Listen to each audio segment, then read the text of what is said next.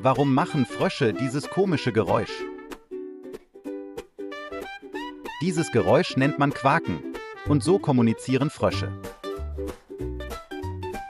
Frösche quaken, um andere Frösche zu rufen, besonders in der Paarungszeit. Jede Froschart hat ihren ganz eigenen Quakgesang. Sie nutzen einen dehnbaren Kehlsack, um laute, hallende Laute zu erzeugen. Frösche quaken auch, um zu sagen, das ist mein Revier oder bleib weg. Das Quak, das du hörst, ist die Art und Weise, wie Frösche singen und miteinander plaudern. Danke fürs Ansehen.